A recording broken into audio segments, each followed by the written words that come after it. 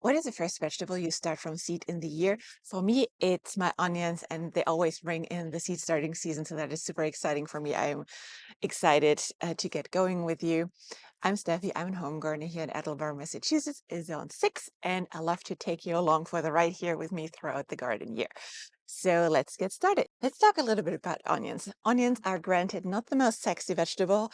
They're not as fancy and not as most loved as like tomatoes, for example, but they're a workhorse in my kitchen. So when I think about the vegetable I use the most, I would argue onions is very, very high on that list just because I use one in my kitchen almost every day. For that reason, I love to grow them. I also find them fairly easy to grow. In the first year, I had a bad experience because I saw something on how you plant them out, the seedlings. Not exactly sure where I picked it up or why I was so sure about it, but I didn't plant them deep enough for them to actually root up. So I had like all like weird and floppy onions in the first year, but afterwards I corrected the mistake, and ever since I have really, really nice onions. And actually last year was my best onion year yet. You can see here in the footage how gigantic they were. Granted, I think they got that big because we had enormous amounts of rains throughout last year. So the full season was very, very rainy. So I think they just blew up like that because they had so much rain. But I might incorporate that knowledge into this year and see if I just water them a little bit more to get them as big as that as well. Onions are also the only thing which I don't grow in my beloved soil blocks. What I use for the onions is the Grow Ease starter set from Gardener Supply. It is super, super easy, and they are self-watering, because what I've found is, so the onions, which you will see, are seeded quite densely, which means there will be a lot of onions coming up per cell. And I just found that this is not so suitable for the soil blocks. They need a little bit more like sturdy container type of structure to really thrive. For that reason, I have that Grow E set. It is self-watering, which makes also the care pretty easy when I'm gone for traveling, and Mr. Grown in New England doesn't have so much to do with it. And yeah, they're pretty self-sustaining in that kit.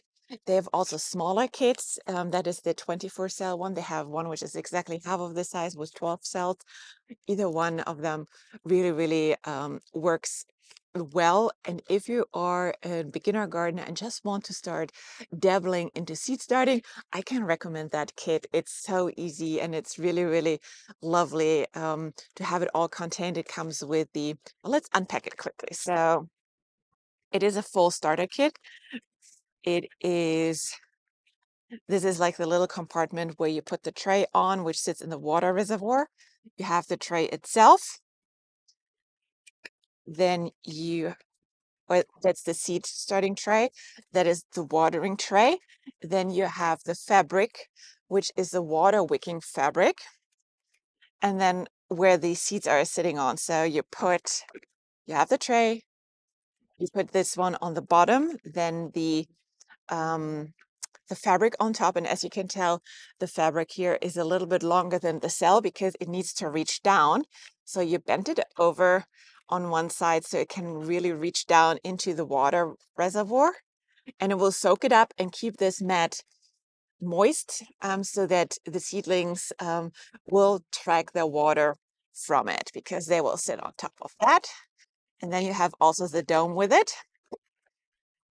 so that it's really a very great seed starting setup just by itself. So I can highly recommend it if you're just starting out.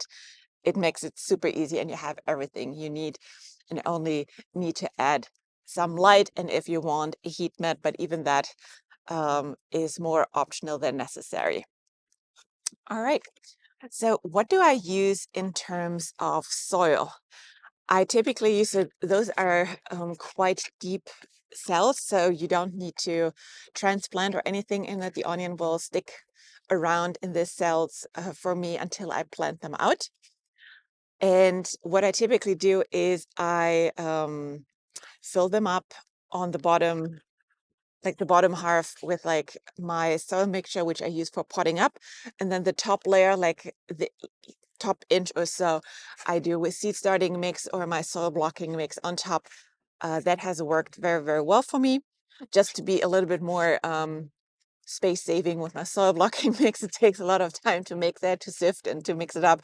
So I just don't want to waste so much in those cells where they don't need it. So I literally just have it on the top where the young seedlings start out. But from the moment they're a little bit more robust, the roots are well enough to go a little bit deeper with a little bit more robust soil on the bottom.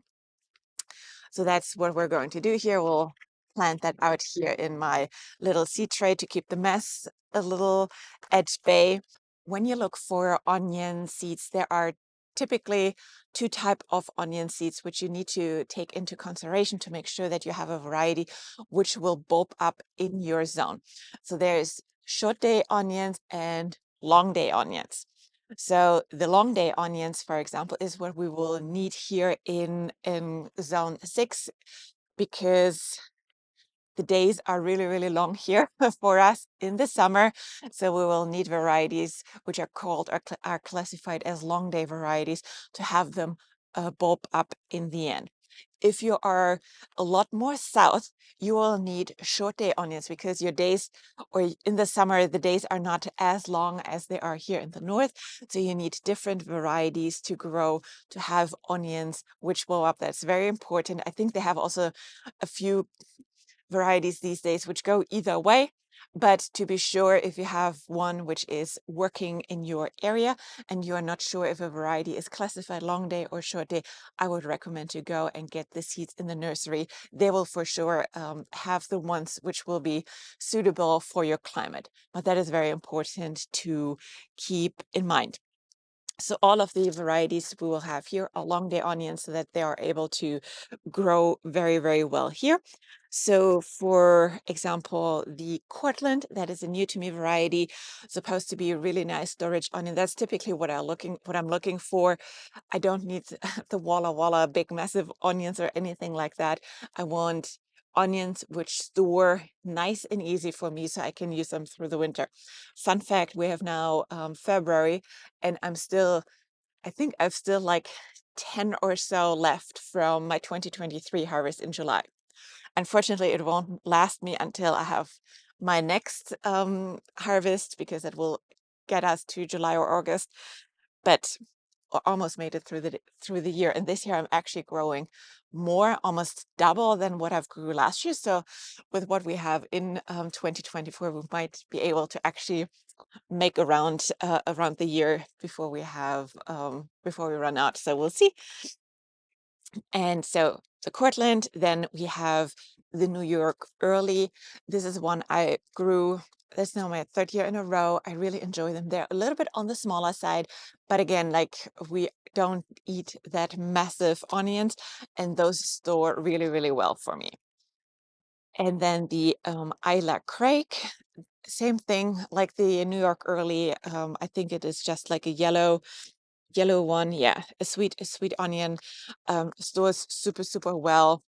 Again, also long day onion. I have actually two packages of it. And then I also grow one red variety. In the first year, I grew half and half just to realize we barely use any red onions. So this year, I'm like out of all the rows we are planting here, it gets one row of red onions just to have some. I love them pickled, so maybe we'll pickle some, but we don't use many of those. So the red carpet is one I grew before, and that has worked very well. And then last but not least, the innovator shallot. So we have one shallot variety. Again, something what we use every once in a while, but not as often as the classic yellow onion. So we have just a few of them in here as well. So that's my onion setup. So let's get going so we get some seeds in the ground. I just mixed quickly a little batch of what I typically use as like just potting soil, which I put in the bottom of the trays. This is 50-50 sifted compost with just some plain pit moss plentiful, which is my soil medium of choice. It's a peat-free version. I really enjoy growing with it. I have really, really great results. It is recycled paper, so I can highly recommend trying it out. I always have to order it online, unfortunately. This is why I'm only using it for seed starting. I have great results with it, but it would be a little bit expensive to ship it for like any type of soil needs. I still hope that one of my nurseries this season will carry it, but until then, typically, I order their largest possible size, which is these days a 4 square feet bag to ship it over. That should last me through most of the season, so we'll see. Otherwise, I'll order one more later, but that is what I use. It looks a little funny. It has a little bit of a lighter color as you might use from, or if you, as you might see it from normal soil. And it's now already a little bit darker because I mixed it together with the compost. So it's not fully peat free, but it's a lot peat less than any other like peat based soil mix. And again, like it's fluffy, but still has a little bit of coarseness to it. So the seeds will grow really, really nicely in it. I want to be efficient with the soil block mix I use because that is a lot of work to prep. So we'll do that. So let's get that going here. Isn't it nice to have your hands in dirt again? I love it. I love it. Makes me always happy. Scientifically proven, by the way. Soil makes you happy. And I just press it down a little, divide it.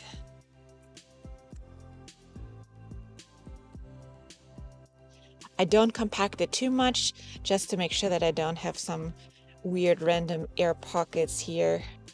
And again, I'm aiming for approximately like a little bit like an inch or so space on the top. That is how it looks. Let me show you the real soil mix.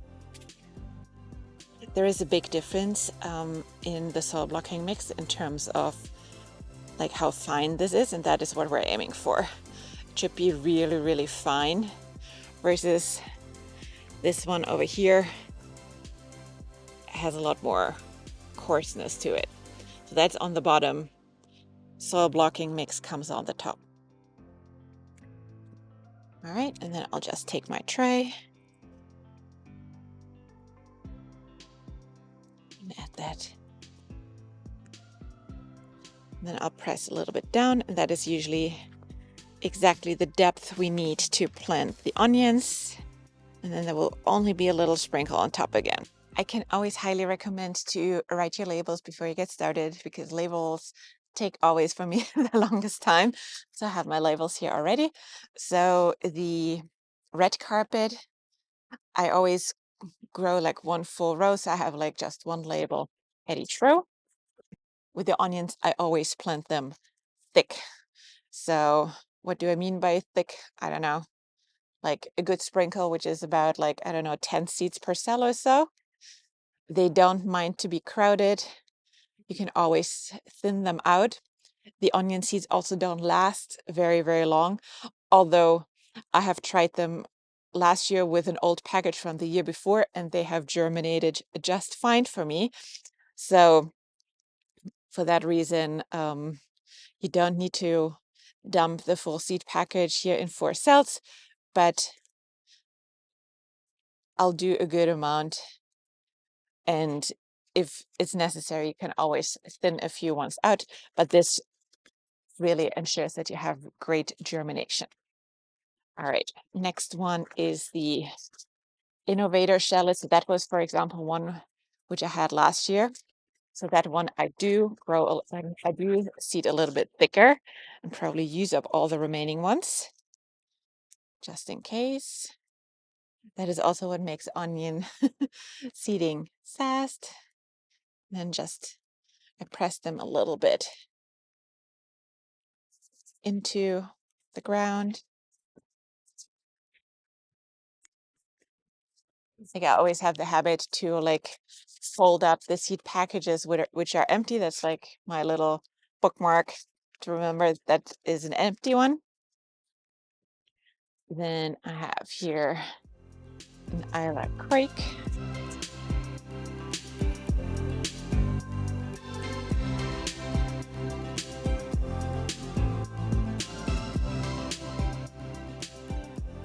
One New York early and one Cortland are all left.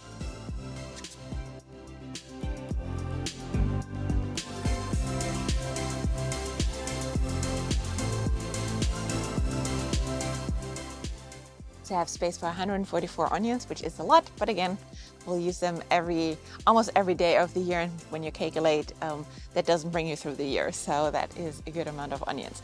So now I will top them off with some more soil mix, and then I'll carefully water them in and also put them on the reservoir.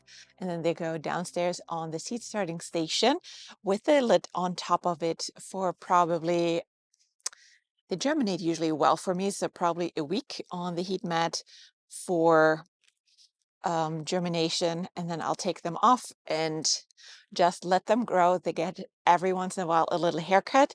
That is really what encouraged the root development. So every time when they get like to 2 inches high or so or higher, I cut them a little bit back. That let them focus rather on the root development than on like green growth on top, which makes for really, really great onion seedlings. Starting to get windy here, so better wrap it up. So I hope this video was interesting to you. There will be many like this to follow for the tomatoes, the peppers, whatever. We're going to start a lot of flowers too, also with the soil blocks, with actual soil blocks. And yeah, but let's get seed starting season kicked off the right way. And let me know if you have any questions. Otherwise, subscribe and watch another video.